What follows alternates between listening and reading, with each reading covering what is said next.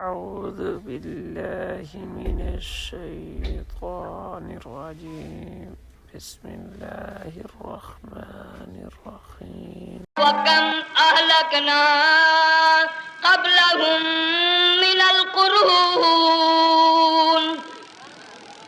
اللہ فرماتے ہیں میری زمین پہ عداوت نہ کرو، فساد نہ مچاؤ، قتل نہ کرو، خون نہ بہاؤ، ناحق لوگوں کا خون نہ بہاؤ۔ اللہ پاک کی زمین ہر روز صبح کو عرض کرتی الہی لوگ مجھ پہ زنا کر کے چلتے ہیں، بدماشی کر کے چلتے ہیں، اجازت دے میں لقمہ بنا کر نگل جاؤں۔ مجھے اپنے اوپر ان کا چلنا پسند نہیں، مجھے اچھا نہیں لگتا۔ ہر روز آواز لگاتی ہے ظالمو، بدکارو، بدماشو، میرے اوپر دندناتے پھرتے ہو، ایک نہ ایک دن میرے اندر آؤ گے، تمہیں پتہ چل جائے گا کہ میں تم کو کتنا دشمن رکھتی تھی۔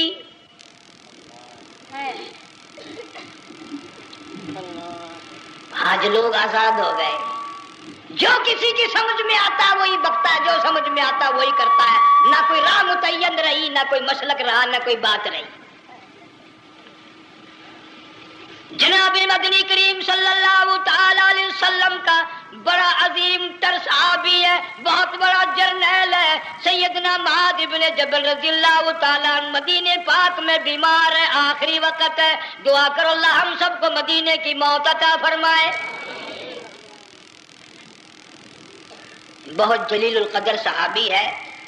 علماء کرام نے لکھا ہے کہ جب موت کا وقت بالکل قریب آیا، معاذ بن جبل رضی اللہ تعالی عنہ نے رونا شروع کر دیا، رونے لگ گئے۔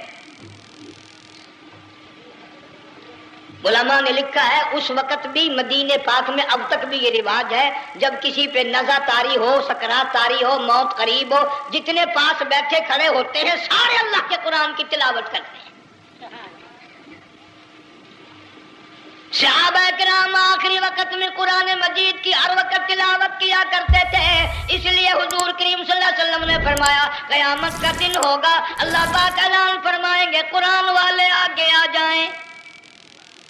عرض کیا جائے گا قرآن والوں سے کون مراد ہے؟ حق تعالیٰ جل شانہ فرمائیں گے میں قرآن والا اس کو کہتا ہوں جو میرے قرآن سے عشق رکھتا تھا، پیار کرتا تھا، محبت کرتا تھا، اتنا پیار تھا آخری وقت تھا، ادھر موت کا جھٹکا لگا، ادھر میرا بندہ قرآن پڑھ رہا تھا۔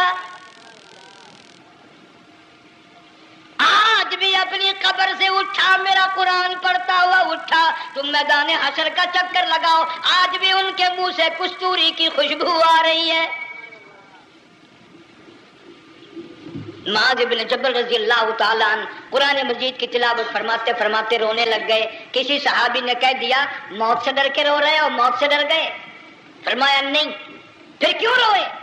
صحابی کہتا ہے میرے دل کی تمنا میرے دل میں رہی، میری آرزو پوری نہ ہو سکی، میری حسرت پوری نہ ہوئی، میرا ذوق پورا نہ ہوا، میرا شوق پورا نہ ہوا۔ میری تمنا تھی گرمی کا موسم ہو، رمضان کا مہینہ ہو، میں روزہ دار ہوں، جہاد فی سبیل اللہ ہو، کفر اسلام کا مقابلہ ہو، میں کئی کافروں کو قتل کر دیتا، پھر کافر بھی اکٹھے ہو کر مجھ پہ ٹوٹ پڑتے، میرا ناک کاٹ لیتے، میری زبان کاٹ لیتے، میں اللہ کی حضور میں جاتا، اللہ مجھ سے پوچھتا معاذ دنیا سے کیا لایا؟ میں عرض کرتا الہی بولوں کیسے، زبان بھی تیری نام پہ کٹا کے آیا ہوں، اور روزہ رکھ کر آیا ہوں، نیت یہ ہے کہ تیرے محبوب کے حوض کوثر کے پانی سے روزہ افطار کروں گا۔ ان اللہ والوں کی یہ موت تھی۔ مالک بن دینار رحمت اللہ علیہ ایک عجیب نوجوان کا واقعہ تحریر فرماتے ہیں۔ گرمی تھی، دوپہر تھی، سورج اپنی شباب پہ تھا، بڑی سخت گرمی تھی۔ میں نے ایک نوجوان کو دیکھا، وہ پیروں سے معذور ہے، دونوں پیر نہیں ہیں، ہاتھوں کے بل زمین پہ گھسٹ گھسٹ کے چل رہا ہے، اور گلے میں کرتا بھی نہیں، سامان کوئی نہیں، سواری کوئی نہیں، کھانے پینے کا انتظام کوئی نہیں۔ مالک بن دینار رحمت اللہ علیہ فرماتے ہیں میں نے اس نوجوان سے پوچھا کہ تو کہاں سے چلا اس حالت میں؟ کہنے لگا میں بلخ بخارے سے چلا ہوں۔ تجھے یوں ہی ہاتھوں کے بل گھسٹتے چلتے کتنا عرصہ گزر گیا. نوجوان کہنے لگا اللہ والے 7 برس ختم ہو کر 8واں لگ چکا ہے. اس حالت میں کہ جی ہاں اسی حالت میں تیرا کھانا پینا. جوان کہنے لگا والذی ہوا یطعمنی ویسقین وَإِذَا مَرِضْتُ فَهُوَ يَشْفِينِ. اللہ ہی کھلاتا ہے وہی پلاتا ہے، بیمار ہو جاتا ہوں وہی تندرستی عطا کرتا ہے. اور نوجوان دوپہر بڑی سخت ہے، گرمی بڑی سخت ہے، میرے یہاں دوپہر کو آرام کر لے، قیام کر لے، کچھ دیر ٹھہر جا، آج میرے یہاں قیام کر لے. نوجوان رونے لگا اور کہنے لگا مالک بن دینار، یہ 2-4 منٹ جو تیری ساتھ باتوں میں میرے خرچ ہو گئے، مجھے ان کا ہی بڑا دکھ ہے. میں اور اپنی اس معذوری میں ہاتھوں کے بل 2-4 گز گھسٹ کر اور اپنے رب کے قریب ہو جاتا. یہ جو تیری ساتھ بات کرنے میں تھوڑا سا وقت خرچ ہو گیا، مجھے اس کا ہی بڑا دکھ ہے. ارے تو تھک گیا ہوگا. جوان کہتا ہے تیرے دیوانے مگر چلنے سے رک سکتے نہیں، تیرے دیوانے مگر چلنے سے رک سکتے نہیں، پاؤں تھک جاتے ہیں دل ان کے کبھی تھکتے نہیں. میرے سامنے تھکنے کا نام نہ لو، میرے دل میں عشق کی آگ جلی ہوئی ہے، سوز و گداز کا سمندر طوفان برپا کر رہا ہے. میں نہیں تھکنا جانتا، میرے یہاں نیند کا سوال نہیں، آرام کا سوال نہیں، میں تو گھسٹ گھسٹ کر رب کے دربار میں حاضر ہوا چاہتا ہوں. پوچھا کہ جا کہاں رہے ہو؟ کہنے لگا بیت اللہ کی زیارت کے لیے چلا، روزے رسول اللہ صلی اللہ علیہ وسلم کی زیارت کے لیے چلا. کھانا پینا کچھ نہیں کہ نہیں، بس کہ منتظر ہوں اس گھڑی کا کہ کب وہ وقت آئے اور کب میں جا کر یوں کہوں کہ اے مدینے کی مہاجر سبز گنبد کے مکی، اے مدینے کے مہاجر سبز گنبد کی مکی، عرش ہے تیرے قدم کے فیض سے یہ سرزمین. کب وہ وقت آئے، کب میں مدینے کی گلیوں کو دیکھوں، کب آب و ہوا کو دیکھوں، کب مدینے کی بہاروں کو دیکھوں، کب گنبد خضرا پہ میری نگاہ پڑے، میرے دل کی تسلی ہو جائے. عاشق لوگ یوں ہی کیا کرتے ہیں. دیہات کی ایک عورت آئی رسول اکرم صلی اللہ علیہ وسلم کی وفات شریف کے بعد اور آ کے کہنے لگی بہن عائشہ رضی اللہ تعالیٰ عنہا، میں نے سنا ہے سرکار کی وفات شریف ہو گئی، کیا کہاں دفن کیا کہ اس حجرے میں؟ کہنے لگی مجھے دروازہ کھول کر قبر کی زیارت تو کرا دے. عورت ذات دیہات کی رہنے والی چوکھٹ پہ کھڑی ہو کے کہنے لگی آقا جب بھی آتی تھی زبان ٹیڑھی ہوتی تھی، قرآن خدا کا سنتی تھی، مسائل پوچھتی تھی، زیارت کرتی تھی، اب یہ زندگی اچھی نہیں لگتی، میں تیرے قدموں میں مرنا چاہتی ہوں. علماء نے لکھا ہے ایک چیخ ماری چوکھٹ پہ گر کر جان دے دی. سبحان اللہ. مالک بن دینار رحمت اللہ علیہ فرماتے میں بھی اس سال حج کے لیے گیا، مینا میں میں نے دیکھا کہ بڑا مجمع لگا ہوا ہے ایک جگہ، تو میں بھی گیا کہ یہ لوگ کیوں اکٹھے ہیں. میں نے لوگوں میں سے جھانک کر دیکھا تو وہی نوجوان بیٹھا ہے جس کو میں نے دوپہر کے وقت دیکھا تھا. وہی حالت ہے، گلے میں کرتا نہیں، گٹھڑی نہیں، تھیلا نہیں، سامان نہیں، اور رو رو کے یوں کہتا مولا آج کسی نے دمبے کی قربانی دی، کسی نے بکری کی قربانی دی، کسی نے اونٹ کی قربانی دی، کسی نے گائے کی قربانی دی. میں فقیر ہوں، میں مسکین ہوں، میں بالکل مفلس اور نادار ہوں، میرے پاس تو یہ میری جان ہے، میں اس کی قربانی دیا چاہتا ہوں، قبول فرما. ہزاروں لاکھوں لوگوں کے سامنے ایک چیخ ماری اور مینا میں جان دے دی. اس حالت میں اللہ والوں کا آخری وقت آتا ہے. ایک ہم لوگ مرتے ہیں ایکسیڈنٹوں میں، سڑکوں پہ، ادھر موت کا جھٹکا لگ رہا، ادھر منہ میں کنجری کا گانا. ارشاد فرمایا مدنی کریم صلی اللہ تعالی علیہ وسلم نے سیاتی علی الناس زمان، اور لوگوں میری امت میں ایک وقت ایسا آئے گا لوگ اتنے برباد ہو جائیں گے، صبح کو آدمی مومن مسلمان ہوگا، شام کو موت آئی تو جنازہ کافر کا اٹھ رہا ہوگا. گھروں میں، محلوں میں آج موت آتی ہے کنجری کا گانا منہ میں ہوتا ہے، ادھر دم نکل رہا ہے، ادھر کنجری کا گانا کانوں میں آواز آ رہی ہے، میت کو غسل دیا جا رہا ہے، کنجری کی آواز آ رہی ہے، جنازہ اٹھا کر لے جا رہے ہیں، کنجری کی آواز آ رہی ہے، قبر میں میت اتاری جا رہی ہے، کنجری کی آواز آ رہی ہے، قبر پہ مٹی ڈالی جا رہی ہے، کنجری کی آواز آ رہی ہے۔ اس ماحول میں، اس معاشرے میں ہم کس طرح ایمان اور یقین اور ایمان ساتھ لے کر مریں گے؟ ہزاروں نہیں، لاکھوں کو مرتے وقت کلمہ نصیب نہیں۔ قسم دے کر پوچھو، ماں مر رہی ہے، کلمہ منہ سے نہ نکلا، باپ مر گیا، منہ سے کلمہ نہیں نکلا، بیگم صاحبہ چل بسی، منہ سے کلمہ نہیں نکلا۔ ہزاروں چلے گئے اور اپنے جانے کا پھر بھی یقین نہ آیا۔ تم نے کبھی سوچا تک نہیں، خیال تک نہیں کیا؟ ارشاد فرمایا مدنی کریم صلی اللہ تعالی علیہ وسلم نے لوگوں ابو ہریرہ رضی اللہ تعالیٰ عنہ سے پوچھا تو کیوں رویا؟ عرض کرنے لگا میرے آقا اتنی کمزوری کبھی نہ دیکھی، اتنی ضعیفی کبھی نہ دیکھی، اتنی ناتوانی کبھی نہیں دیکھی، چہرہ انور بالکل کمزور ہو گیا۔ آپ نے ٹھنڈا سانس لے کر فرمایا ابو ہریرہ تجھے معلوم نہیں موت بالکل قریب آ گئی، بالکل قریب آ گئی موت۔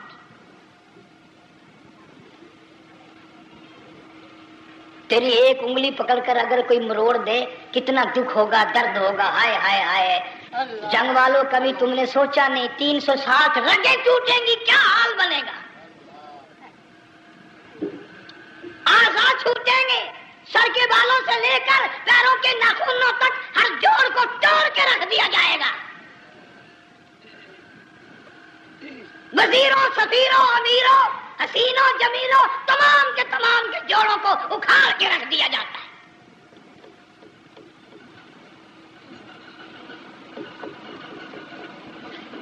پروگرام تک نہیں مرد عورتوں کا کہ یہ دنیا کسی کی نہ بنی، قبر میں آخر جانا ہی جانا ہے۔ علماء کرام نے لکھا ہے کہ حضرت عیسیٰ علیہ السلام کے پاس لوگ آئے اور کہنے لگے نئی نئی قبروں سے مردے زندہ کر کے دکھاتے ہو، آؤ ہم ایک پرانی قبر پہ لے کے چلتے ہیں، مردہ زندہ کر کے دکھاؤ۔ عیسیٰ علیہ السلام تشریف لے گئے، فرمایا کم باذن اللہ، ایک نوجوان زندہ ہو کر قبر سے نکل کر سامنے آ کر کھڑا ہو گیا۔ عیسیٰ علیہ السلام نے پوچھا تو کون ہے؟ وہ کہنے لگا میرا نام سام ہے، میں حضرت نوح علیہ السلام کا بیٹا ہوں۔ تو پیغمبر کا دماغ تو پیغمبر کا ہوتا ہے نا۔ فرمایا تجھے تو بڑا عرصہ قبر میں گزر گیا، کتنے ہزار سال قبر میں گزر گئے؟ کہ جی ہاں۔ عیسیٰ علیہ السلام نے فرمایا یار ملاقات تو اللہ نے کرائی دی، قبر کا کچھ حال تو بتا کیا بنتی ہے، قبر کا کچھ ماحول بتا، قبر کی خبر بتا۔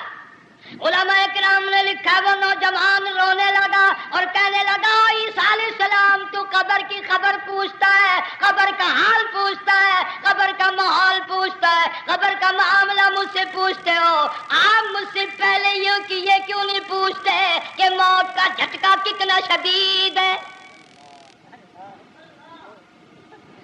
نوجوان رو کے کہنے لگا عیسیٰ علیہ السلام کتنے ہزار سال میری موت کو گزر گئے پر مالک کائنات کی قسم آج تک میرا منہ کڑوا ہے۔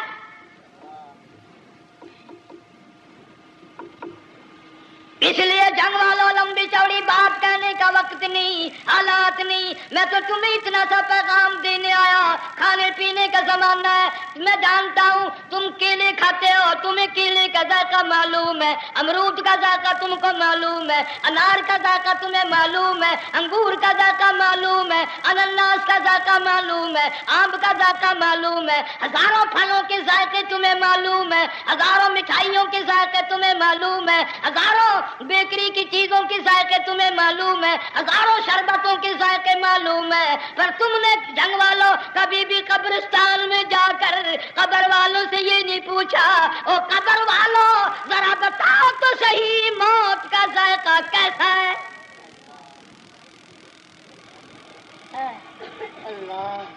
تم نے چکھا نہیں، جنہوں نے چکھا وہ بتانے نہ آئے کیسا ذائقہ ہے۔ اس لیے قرآن کہتا کلا اذا بلغ التراقي وقيل من راق وظن أنه الفراق والتفت الساق بالساق إلى ربك يومئذ المساق. بادشاہ ہو، امیر ہو، وزیر ہو، فقیر ہو، غریب ہو، رگیں ٹوٹیں گی، موت آئے گی، اور جس کی آئی تمہیں معلوم نہیں کس طرح آئی، کس حال میں آئی. جن کے دلوں میں ان باتوں کا خیال آیا، خدا کی قسم صحابہ کرام میں سے اتنے رویا کرتے تھے آنکھیں ختم ہو گئی. جناب فاروق اعظم رضی اللہ تعالیٰ عنہ کو کسی نے دیکھا رو رہے ہیں، بے تحاشا رو رہے ہیں. پوچھ لیا بڑا بہادر پہلوان فاروق تجھے کیا ہوا، اتنا کیوں رویا؟ فرمانے لگے تمہیں معلوم نہیں قبر کا اندھیرا یاد آ گیا.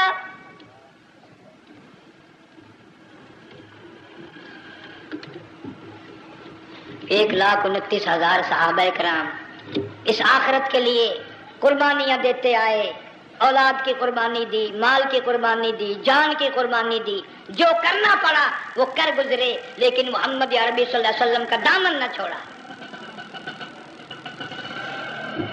اسی لیے ہر سال اللہ پاک جل شانہ نے اس امت کو یہ موقع دیا کہ سنت خلیل پہ عمل کرتے کرتے قربانیوں کی یاد تازہ ہو جائے، قربانیوں کی یاد تازہ ہو جائے. قرآن کریم میں جا بجا ابراہیم علیہ السلام کا اللہ پاک نے ذکر خیر فرمایا. یوں فرمایا ہم نے ان کے بڑے امتحان کیے، بڑی آزمائش کی، وہ ساروں میں کامیاب ہوئے. تم ہر وقت اللہ سے یہ دعا کیا کرو اللہ ہمیں امتحان میں نہ ڈالے، آزمائش میں نہ ڈالے. ہم امتحان کے قابل نہیں. یہ ہمارے جو امتحان ہوتے ہیں ان میں نقل ماری جاتی ہے، تو اللہ امتحان لے گا تو نقل کیسے ماریں گے، کیسے کام چلے گا؟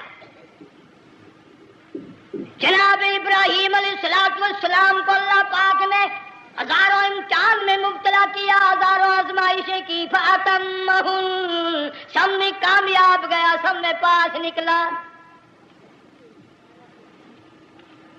ایک آزمائش ایسی بھی آئی اللہ کی توحید کی وجہ سے، شرک کو مٹانے کی وجہ سے ابراہیم علیہ السلام کا سارا مصر فلسطین دشمن بن گیا. حضرت سارہ کو ساتھ لے کر چل دیے، ایک بیوی ساتھ ہے اکیلا دم میں.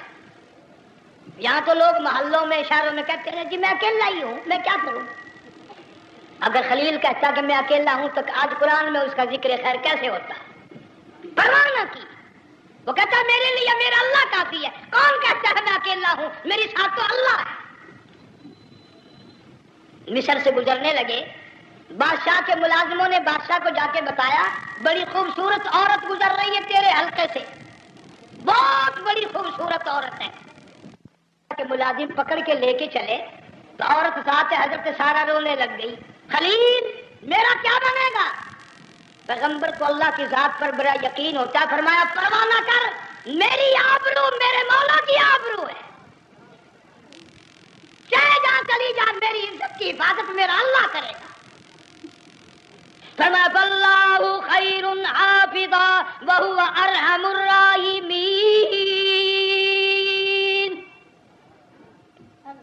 پرواہ نہ کر، میں اس کا پیغمبر ہوں، نبی ہوں، چیخا میں جلا اس کے لیے، سارے دکھ اٹھاتا ہوں اس کے لیے، میری عزت کی حفاظت وہی کرے گا. محل میں جا کر حضرت سارہ کو بند کر دیا. بادشاہ نے بلوایا ہے عزت لوٹنے کے لیے، بادشاہ نے پکڑوا کر منگوایا ہے آبرو برباد کرنے کے لیے. بادشاہ کا ارادہ ہے سارا کی عزت کو برباد کرنے کا، اور اللہ کا پروگرام ہے سارا ادھر آ، اس محل میں ایک معصوم بچی ہے جس کا نام ہاجرہ ہے، میں اس کو اتنا پسند کرتا ہوں، اللہ فرماتے ہیں اس کے پیٹ سے اسماعیل ذبیح اللہ کو پیدا کرنا چاہتا ہوں، اس کی نسل سے حبیب اللہ کو لانا چاہتا ہوں. آج تک کسی کی انگلی اس کی طرف نہیں اٹھی. سارا محل میں آؤ، اس کو آ کر ساتھ لے جاؤ تاکہ میرے ذبیح اللہ کی پیدائش کا معاملہ بن جائے. بادشاہ کا ارادہ ہے آبرو برباد کرنے کا، اللہ کا ارادہ ہاجرہ کی آبرو بچانے کا. فرمایا وَيَمْكُرُونَ وَيَمْكُرُ اللَّهُ وَاللَّهُ خَيْرُ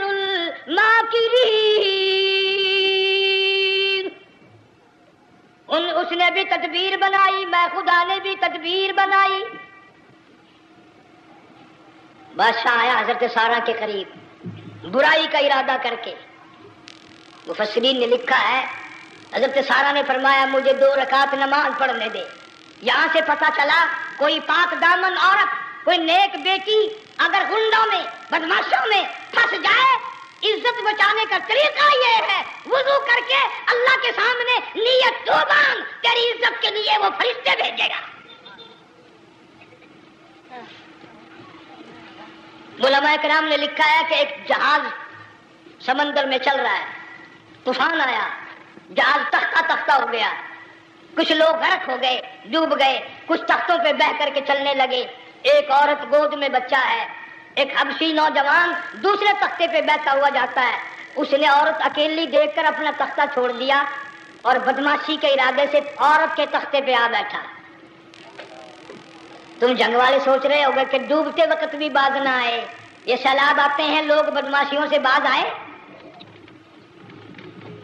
ڈوب گئے مگر باز نہ آئے، بغیرتی لوگ کرتے ہی رہے. علماء کرام نے لکھا حبشی نوجوان نے عورت کا بچہ چھینا سمندر میں پھینک دیا.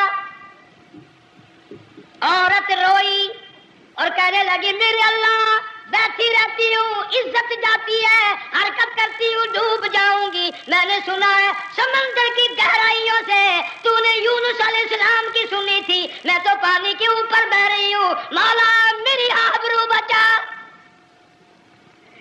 میرا ایمان بچا، میری عزت بچا، تیرے سوا میری سننے والا کوئی نہیں. لا الہ الا انت سبحانک انی کنت من الظالمین.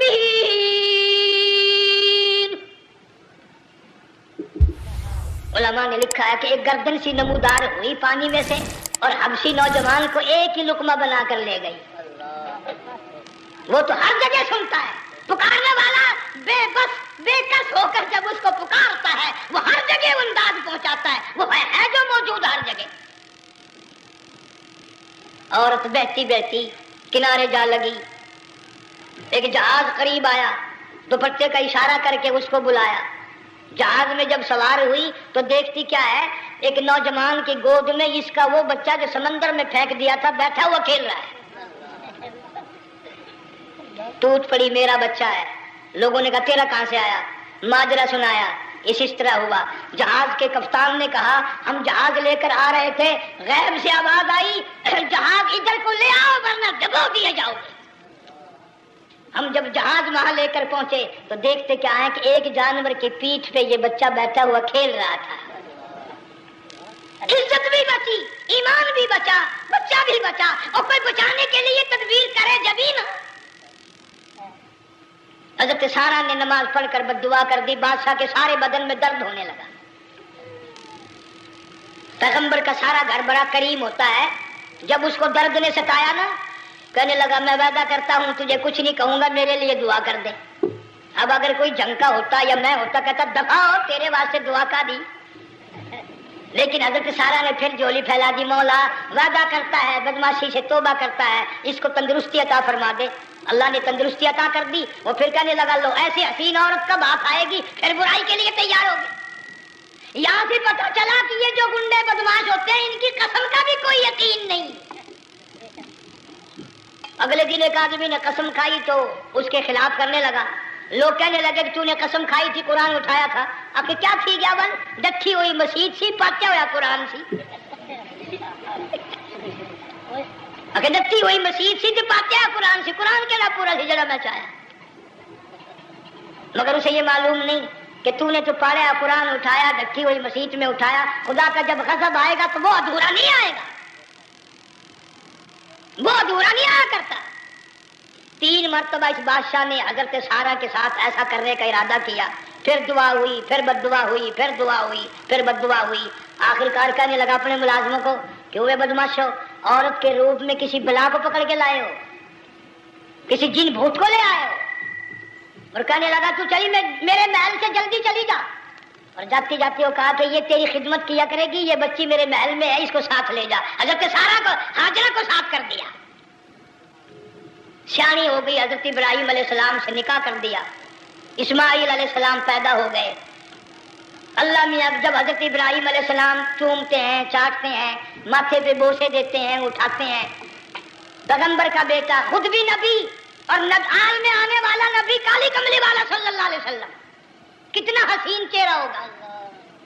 اللہ میاں نے پھر آزما لیا، حکم دیا کہ اس ہاجرہ کو، اسماعیل کو، دونوں ماں بیٹوں کو وہاں چھوڑ کے آ جہاں سینکڑوں میل میں پانی کوئی نہیں، آدمی کوئی نہیں، رستہ کوئی نہیں، گھاس کوئی نہیں، پتا کوئی نہیں، جہاں بیت اللہ ہے یہاں کے بارے میں حکم دیا چھوڑ کے آ۔ اور اگر آپ کو نیند نہیں آئی تو مزہ آئے گا، اللہ نے یہ فرما دیا، بتانا نہیں ہے کہ میں نے حکم دیا ہے۔ خدا حافظ نبی نہیں کہتا اپنی بیوی کو۔ آج لوگ ہر بات میں کہہ دیتے ہیں ہمارے پیروں کو پتا کل کو کیا ہوگا، ہمارے فقیروں کو پتا ہے پرسوں کیا ہوگا۔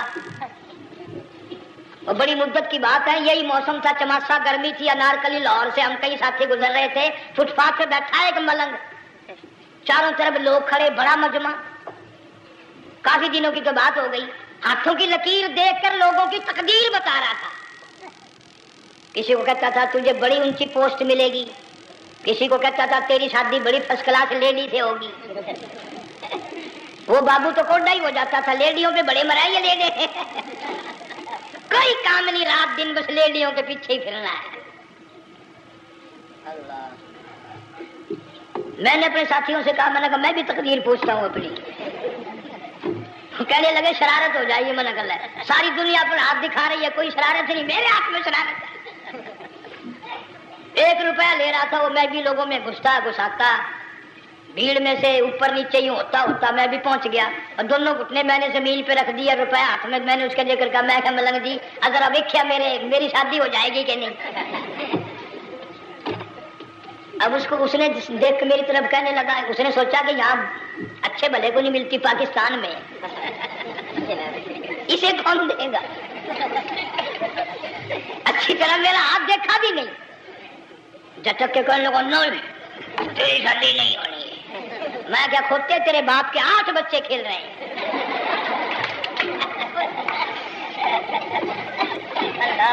یوں ہی عقیدے بگڑ جاتے ہیں لوگ۔ ہمارے پیر کو پتا، فقیر کو پتا، کسی کو پتا نہیں ہے، کوئی نہیں جانتا۔ فرمایا وما تدری نفس ماذا تکسب غدا، کوئی نہیں جانتا کل کیا ہو جائے گا۔ وما تدری نفس بأی ارض تموت، کوئی نہیں جانتا زمین کے کس ٹکڑے پہ موت آئے گی۔ ان اللہ علیم خبیر، ایک اللہ کی ذات جانتی ہے۔ حضرت ہاجرہ اسماعیل علیہ السلام کو چھوڑ کر چل دیے، نہ خدا حافظ کہا، نہ کوئی تسلی دی، تھوڑی سی کھجوریں، تھوڑا سا پانی، ختم ہو گیا۔ ابراہیم علیہ السلام جب دور نکل گئے تو حضرت ہاجرہ نے دیکھا یہ تو چلے گئے، کھڑی ہو کر آواز دی، اے میرے ابراہیم۔ مڑ کر نہیں دیکھتے۔ جنگ والوں، اللہ کا پیغمبر اللہ کی اجازت کے بغیر اپنی بیوی کی طرف نہیں دیکھتا، گھر والی کی طرف نظر اٹھا کر نہیں دیکھتا۔ ایک تم ہو، چٹی داڑھی، بڑھیپا، کالے برقعے والی نظر آ جائے نا، آگے بھاگ کر بڑے نہیں آتے ہیں، کہاں جانا چاہتی ہیں آپ؟ تیری ماں لگتی ہے، آپ چلی جائے تو یہ کیا ہوا؟ یہ کالے برقعے پہ مرتے مرتے مرتے مرتے مری گئے۔ ایسا عجیب تماشا۔ وہ لاہور پلیٹ فارم پر پھر رہی تھی نا ایک لیڈی برقع اوڑے، آ گیا ایک لیڈا، کہنے لگا سیب و نپ لاؤں؟ نے کہا لے آئے، نے کہا واہ کام بن گیا، اور سیب و نپ لے آیا۔ تھوڑی دیر کے بعد کہنے لگا میرے خیال میں پھینٹا بھی ہو جائے، نے کہا لے آئے، نے کہا سبحان اللہ پکا کام ہو گیا۔ وہ سیب و نپ بھی پی لی، پھینٹا بھی نکال گئی۔ تھوڑی سی دیر کے بعد کہنے لگا سیب لے آؤں؟ وہ لے ہی آیا سیب، کہ آپ کے لیے میں سیب لایا ہوں، آپ کھائیں۔ کہنے لگی نہیں آپ کھائیں۔ اس نے سوچا اوہو میری بھی محبت ہو گئی ہے، سیب کھانے کے لیے مجھے بھی کہہ رہی ہے۔ جب اس نے اصرار کیا نا کہ میں تو تیرے لیے لایا ہوں، کھا تو صحیح، کہنے لگی کیسے کھاؤں، میرے منہ میں دانت ہی نہیں ہے۔ اب پتا چلا اسے کہ صبح سے میں تو پرانے پپی کے پیچھے چل رہا تھا۔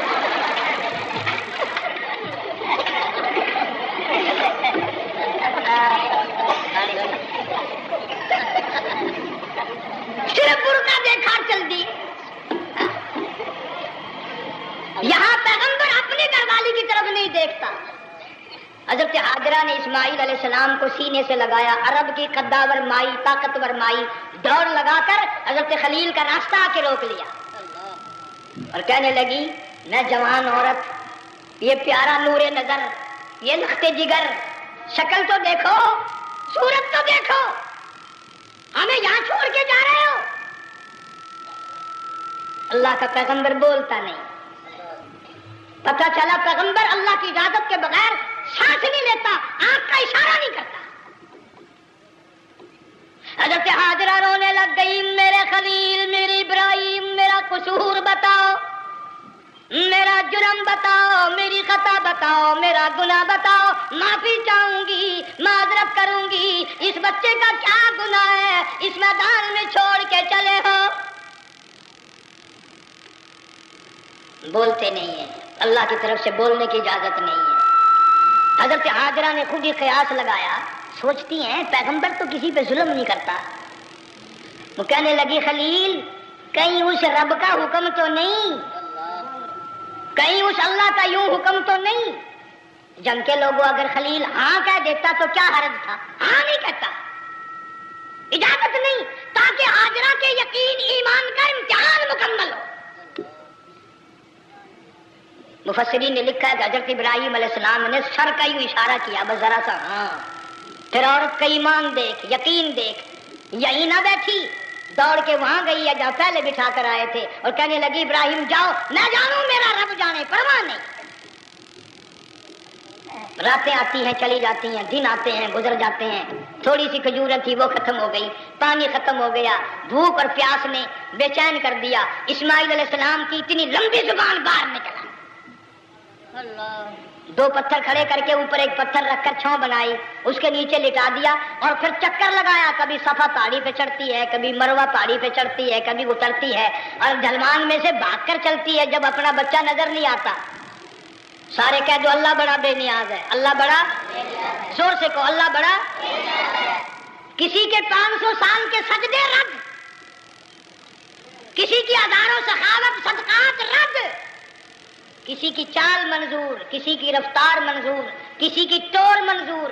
اور یوں فرمایا حاجرہ میری رحمت کی تلاش میں آج جو تو نے دوڑ لگائی ہے، یہ تیری چال ڈال رفتار توڑ ہمیں اتنی پسند آ گئی، اتنی پسند آ گئی کہ آج کے بعد خلیل اللہ کیوں نہ ہو، ذبیح اللہ کیوں نہ ہو، کلیم اللہ کیوں نہ ہو، روح اللہ کیوں نہ ہو، حبیب اللہ کیوں نہ ہو، صحابہ کرام کیوں نہ ہو، قطب ابدال غوث کیوں نہ ہو، میری حاجرہ مجھے اپنی کبریائی کی قسم جب تک وہ تیری چال چل کے نہ دکھائے گی حاجی کا لانے کا حقدار نہیں ہو سکتا، تیری رفتار اسے چلنی پڑے گی۔ فرمایا ان الصفا والمروہ من شعائر اللہ فمن حج البیت او اعتمر فلا جناح علیہ ان یطوف بہما ومن تطوع خیرا فإن اللہ شاکر علیم۔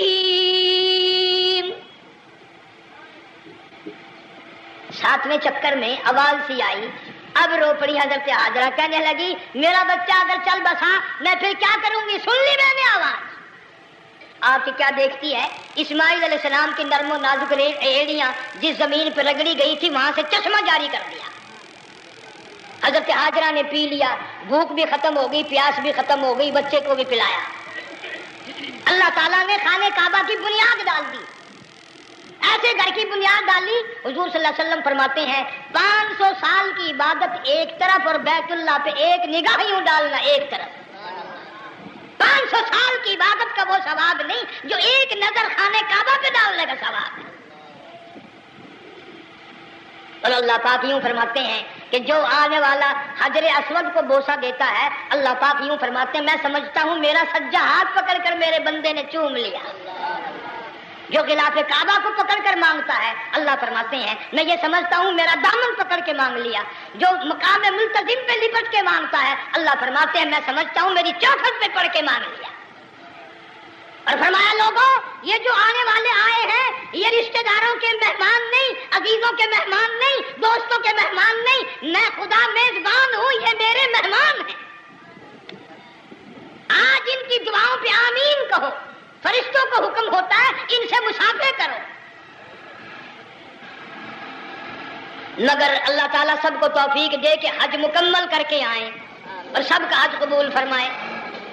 میرے علاقے میں کئی سالوں کی بات ہے پرانی, جب کوئی حاجی تھا, ایک آدمی حج کر کے آیا. میں دوپہر کو اس کو ملنے گیا تو زور کی نماز کا وقت آیا, میں اٹھ کے چلا گیا نماز پڑھنے. پھر عصر کی نماز کا وقت آیا, میں اٹھا اور نماز پڑھ کے آ گیا. میں نے اس حاجی کے لڑکے سے پوچھا, میں نے کہا حاجی صاحب نے نماز یہیں پڑھی؟ تو کہنے لگا جی ابھی شروع نہیں کی, سفر کے تھکے ہوئے ہیں نا, 2-4 دن کے بعد شروع کریں گے. شکر ہے پہلے لوگ جھوٹ نہیں بولنا کرتے تھے. ہاں آج کل کا ہوتا ہے نا تو وہ کہہ دیتا ہے جی یہ تو کئی وقت کی کچھی پڑھ کر بیٹھے ہیں. تو پھر مولوی تھا نا, میں بیٹھ گیا حاجی کے پاس. باتوں میں اس کو لے آیا یہی, میں نے کہا حاجی صاحب نماز نہیں پڑھی؟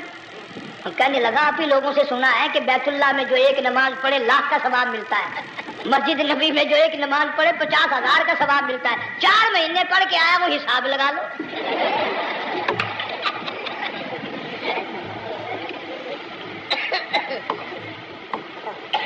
مسائل سیکھتے نہیں, ارکان اور آداب بیت اللہ کے سیکھتے نہیں. ڈی سی کے دفتر میں اگر جانا ہو کئیوں سے پوچھے کیسا جاؤں, کس طرح درخواست دوں, کیسے کہوں, کیسے کھڑا ہوں, کیسے بیٹھوں, کیا عرض کروں. اور اللہ کے دربار میں ہم جاتے ہیں اور سیکھ کرنے جاتے ہیں. یہ خوف نہیں کہ اگر بے ادبی ہوگی تو مارا جاؤں گا. اللہ تبارک و تعالیٰ جل شانہ نے اسماعیل علیہ السلام کی نرم و نازک ایڑیوں سے بنیاد ڈال کر خانہ کعبہ کی, اللہ نے ہمیں یہ کعبہ دیا. گناہوں کی معافی مانگنے کے لیے وہاں جاؤ, اللہ تبارک و تعالیٰ کے دربار میں حاضر ہو کر مانگنے کے لیے یہاں جاؤ.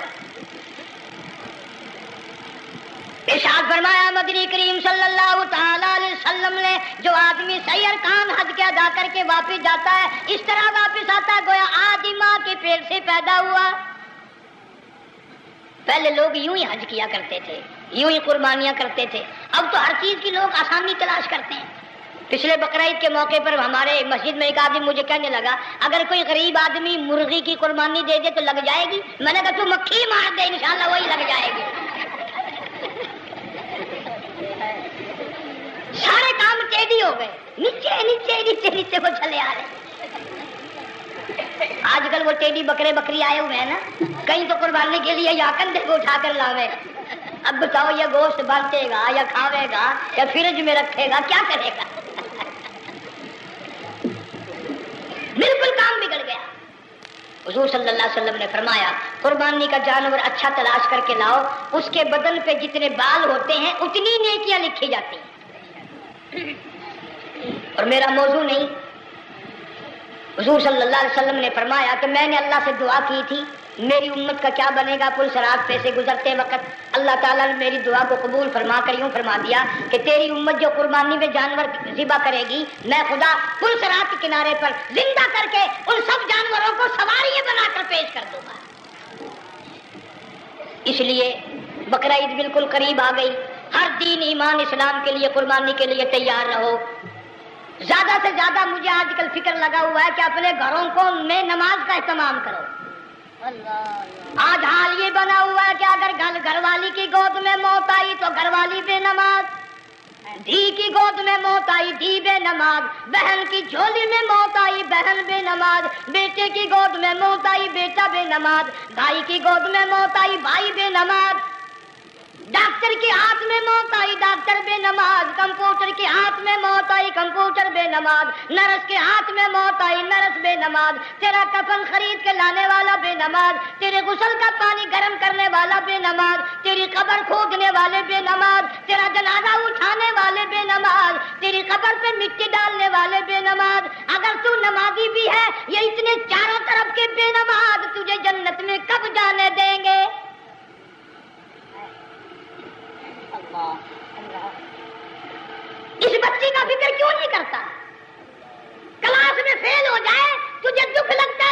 بیٹی فیل ہو گئی، ساری عمر نماز نہ پڑھے، تجھے کبھی درد نہیں ہوا کہ جہنم کے انگاروں میں جلے گی؟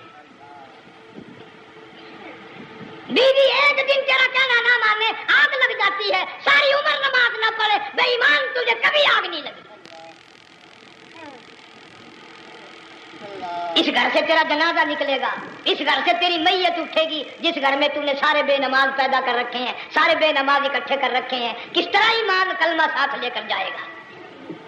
اس لیے اپنے ماحول میں، اپنے گھر میں بچیوں کو، بہنوں کو پیار سے، محبت سے، بڑے عقیدت سے ان کو نمازی بنا، تاکہ مرنے کے بعد جب تیرا جو بیٹی بہن منہ دیکھنے آئے تو نمازی تو تیرا منہ دیکھنے آئے، تیرا منہ دیکھنے بھی سارے بے نمازی آئے، تجھے کیا فائدہ ہوگا؟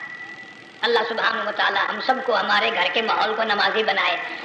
مفتی صاحب اس دنیا فانی سے رخصت ہو گئے، تشریف لے گئے، جان سارا بے وارثہ ہو گیا۔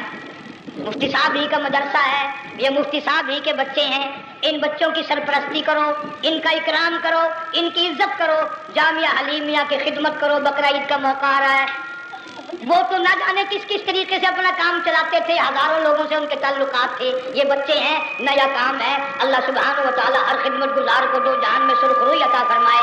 بڑی اچھی اچھی کیسٹیں آپ کو یہاں سامنے سے ملیں گی، اپنے گھر کا ماحول بنانے کے لیے پیغمبر کی دعا سے پہلے نہ اٹھا کرو بھائی۔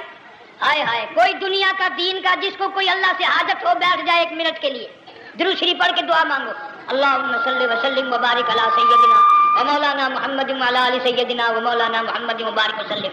یا اللہ قبلہ مفتی صاحب رحمہ اللہ کی قبر کو جنت کا باغ بنا، اللہ تعالیٰ ان کے گھر والوں کو صبر جمیل کی توفیق عطا فرما، اللہ پاک ان کی آل اولاد کو مفتی صاحب کا جانشین صحیح معنوں میں جانشین بنا، اس مدرسے کو آباد فرما، اللہ تعالیٰ سارے جنگ کی سرپرستی فرما، سارے شہر کو آباد فرما، ہر شر سے ہر فتنے سے سب کی حفاظت فرما۔ یا اللہ ہم سب کو سچا مسلمان پکا دیندار بنا، ہمیں اور ہماری اولاد کو نیک اور نمازی بنا۔ یا اللہ ہمارے گھروں کو نماز اور قرآن سے آباد فرما، کلمے اور ایمان والی موت عطا فرما۔ صوفی مولانا محمد یار صاحب رحمہ اللہ کی قبر کو جنت کا باغ بنا۔ یا اللہ تمام مسلمانوں کی بخشش فرما، ساری امت کی مغفرت فرما، ساری مخلوق پہ کرم اور فضل فرما۔ یا اللہ سارے پاکستان کی حفاظت فرما، پاکستان کے داخلی خارجی دشمنوں کو ذلیل و خوار کر دے۔ یا اللہ ہم سب کو یقین ایمان اپنے اندر پیدا کرنے کی توفیق عطا فرما، ظالم کے ظلم سے بچا، شریر کی شرارت سے بچا، مولا حاسدوں کے حسد سے بچا، فتنہ پردازوں سے ہم سب کی حفاظت فرما، بے اولاد کو اولاد عطا فرما، جن کے پاس بچیاں ہیں اللہ تعالیٰ نرینہ اولاد عطا فرما۔ اور میں تو کافی دنوں کے بعد آیا ہوں، پرانے دوستوں میں سے تھے قاری غلام محمد صاحب، سب کا رحمت اللہ علیہ، اللہ تعالیٰ ان کی قبر کو جنت کا باغ بنا، سب کو جوار رحمت میں جگہ عطا فرما۔ ہمارے بڑے بزرگ قبلہ درخواستی صاحب مدذلو یا اور جتنے بھی بیمار ہیں اللہ پاک صحت کاملہ عطا فرما، مجھے بھی پیر غلام حبیب صاحب اللہ تعالیٰ ان کو بھی صحت کاملہ عطا فرما، اور میں گناہگار بھی اب تو سارا سال گزر گیا، اکثر بیماری رہتا ہوں، اللہ تعالیٰ صحت کاملہ عطا فرما، موت آئے تو کلمے اور ایمان والی موت عطا فرما۔ یا اللہ دو جہان کی سعادت عطا فرما، دو جہان کی ذلت اور رسوائی سے ہم سب کی حفاظت فرما، سب کے کاروبار میں روزی رزق میں خیر و برکت عطا فرما، جس کے ذمہ قرضہ ہو ادا کرنے کی صورتیں پیدا فرما، ہر پریشان حال کی پریشانی کو دور فرما، مشکلوں کو آسان فرما، تلخیوں کو راحتوں سے تبدیل فرما۔ یا اللہ مفتی صاحب کے بچوں کو صحیح معنوں میں مفتی صاحب کا جانشین بنا، جامعہ حلیمیہ کو قیامت تک کے لیے قرآن سنت کا مرکز بنا۔ ربنا تقبل منا انک انت السمیع۔ افغانستان کے مجاہدین کو ہمیشہ کے لیے کامیاب فرما، جتنے لاکھوں طالب علم اللہ والے شہید ہو گئے سب کے درجوں کو بلند فرما، افغانستان کے سارے مجاہدین کو اللہ تعالیٰ کامیاب فرما، روسی، امریکی، یہودی، مرزائی، عیسائی یہ جتنے منصوبے بنا کر مسلمانوں کو تباہ کر رہے ہیں یا اللہ ان سب منصوبوں کو برباد کر دے، ان کے تمام منصوبوں کو خاتمے ملا دے۔ صلی اللہ علیہ حبیبہ محمد وآلہ وسلم۔